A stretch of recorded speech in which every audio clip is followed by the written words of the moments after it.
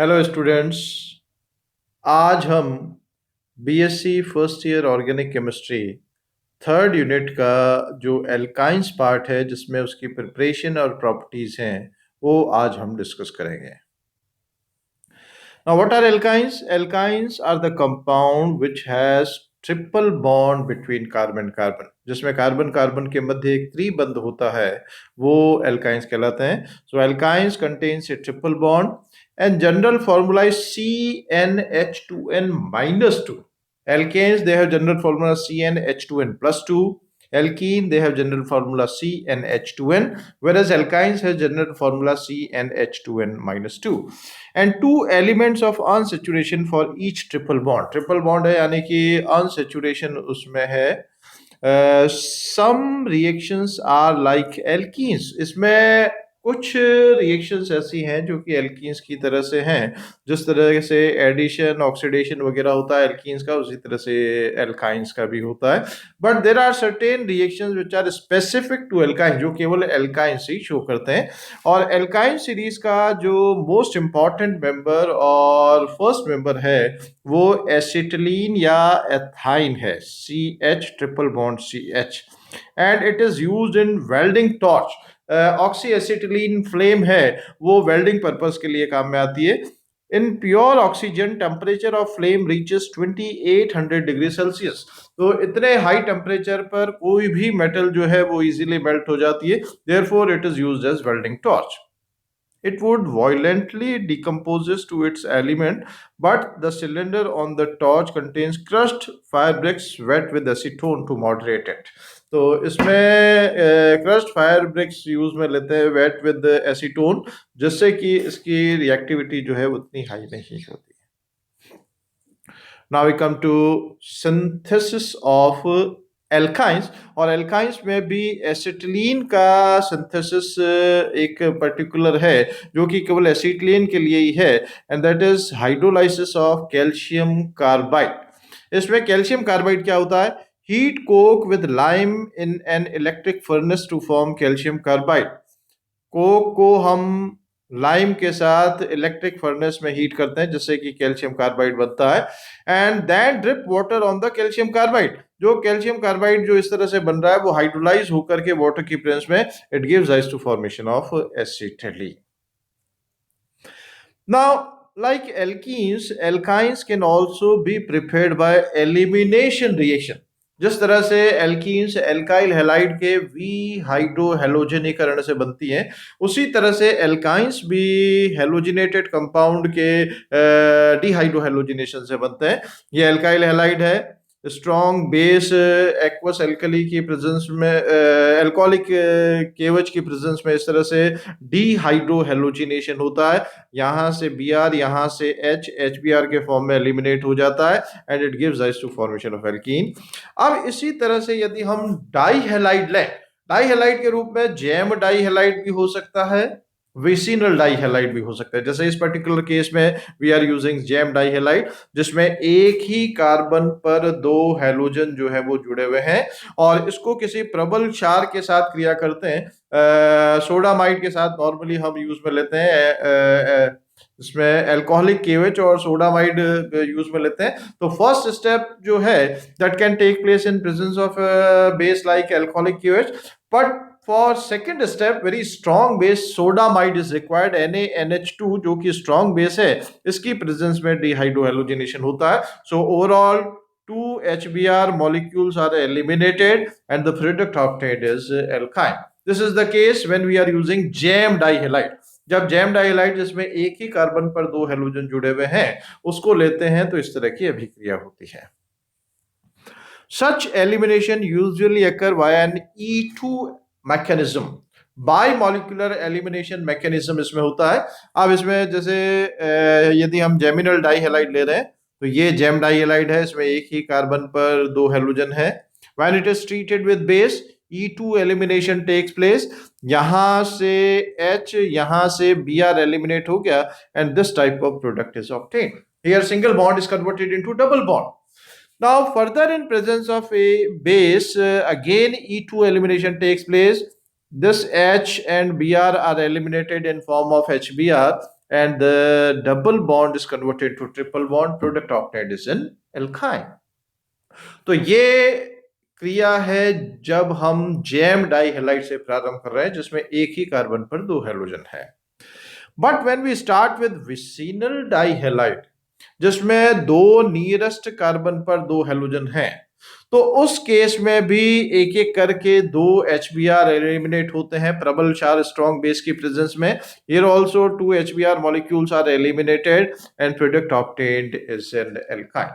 तो चाहे हम जैम डाइहेलाइड लें चाहे विसिनल डाइहेलाइड लें, प्रबल क्षार की उपस्थिति में वी हाइड्रोहेलोजनीकरण होता है और उस वी हाइड्रोहेलोजनीकरण से फाइनल प्रोडक्ट जो है वो एल्काइन के रूप में प्राप्त होता है.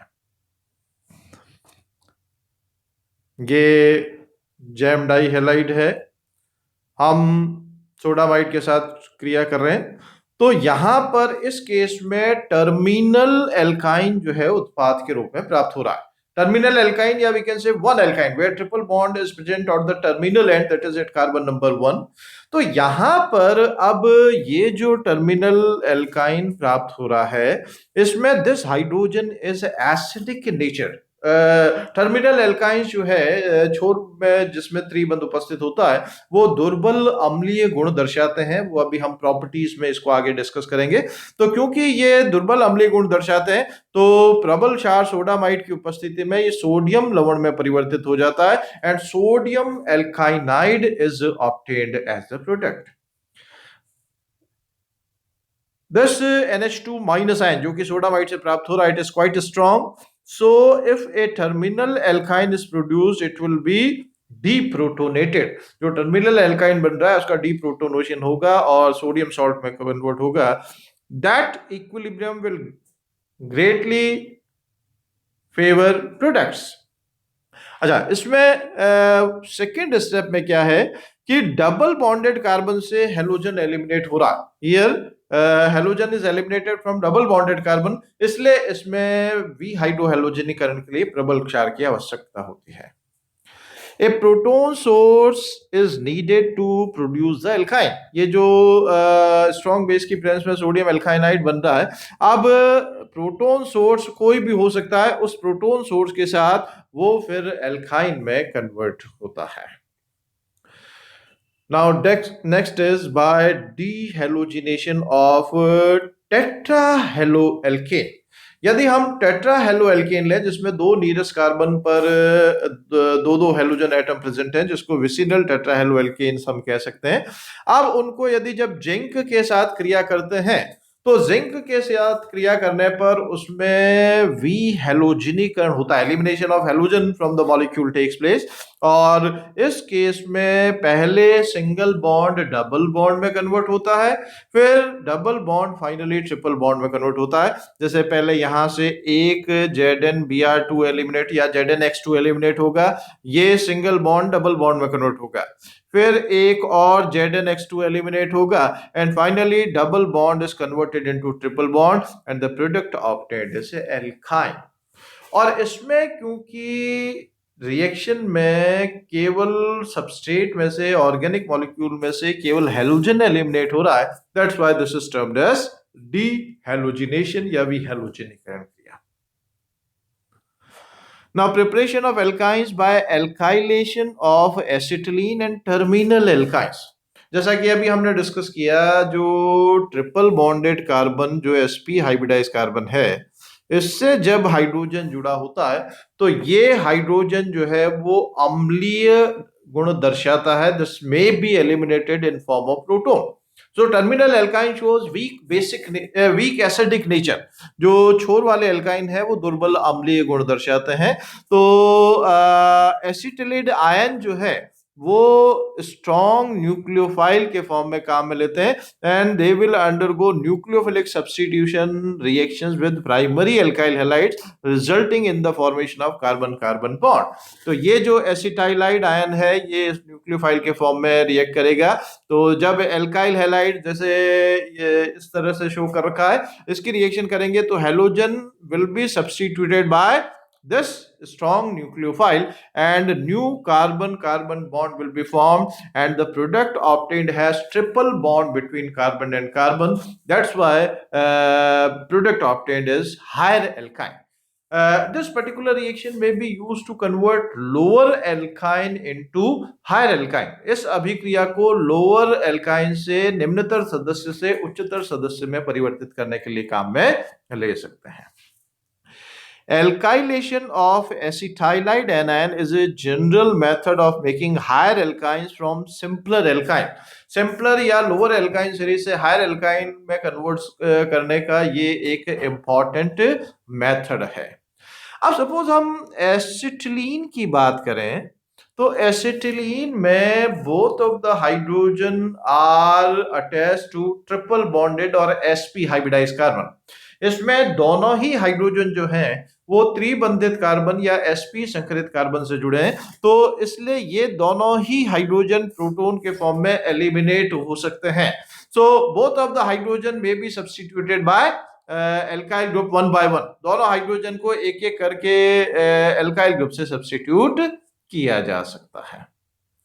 तो ये एसिटाइलाइड आयन देगा सोडामाइड की प्रेजेंस में, और ये एसिटाइलाइड आयन जो है फिर किसी भी एल्काइल हैलाइड से क्रिया करके that will convert into higher alkyne, and this hydrogen may again then be substituted by another alkyl group through formation of this salt or anion. तो ये सोडामाइड के साथ रिएक्शन करके इस तरह का एनायन देगा, and this anion so formed will then further react with another molecule of alkyl halide, and the other hydrogen may also be substituted by alkyl group. जो दूसरा हाइड्रोजन है वो भी एल्किल समूह से प्रतिस्थापित हो सकता है.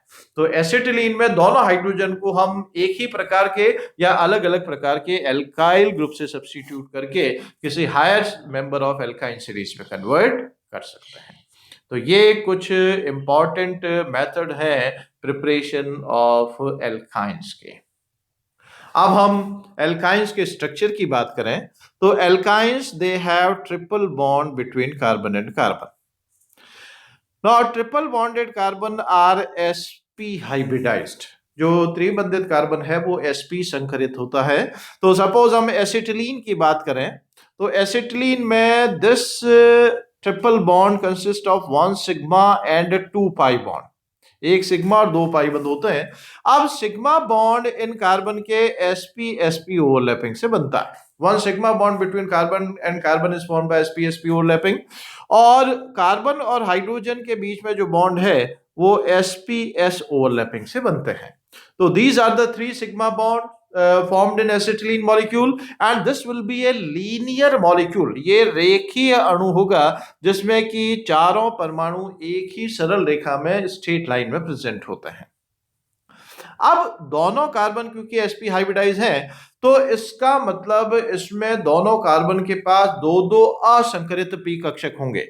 एक तो तल के ऊपर और नीचे इस तरह से, जो कि वो ये शो कर रखा है px, और एक तल के आगे और पीछे म्यूचुअली परपेंडिकुलर है, तो आगे और पीछे भी एक एक असंकरित p कक्षक होंगे और दोनों में एक एक इलेक्ट्रॉन है.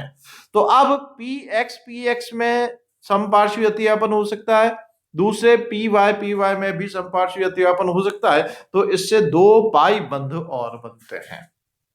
सो in this way acetylene is a linear molecule, पर इस रेखीय अणु के चारों तरफ एक ऑलमोस्ट एक सिलेंड्रिकल पाई इलेक्ट्रॉन क्लाउड जो है वो प्रेजेंट होता है, क्योंकि इसमें ऊपर नीचे आगे पीछे चारों तरफ जो है इस तरह से कोलेटरल ओवरलैपिंग हो रहा है. So this type of cylindrical pi electron cloud is present in the alkyne molecule. तो ये ऑर्बिटल पिक्चर या स्ट्रक्चर है एल्काइंस का, जिसमें कि triple bonded carbon sp hybridise होने के कारण वो लीनियर होता है, और उस एल्काइन मॉलिक्यूल में चारों तरफ एक सिलेंड्रिकल या बेलनाकार पाई इलेक्ट्रॉन अब्र होता है. तो अब इसकी केमिकल प्रॉपर्टीज हम इसके नेक्स्ट पार्ट में डिस्कस करेंगे. Thank you.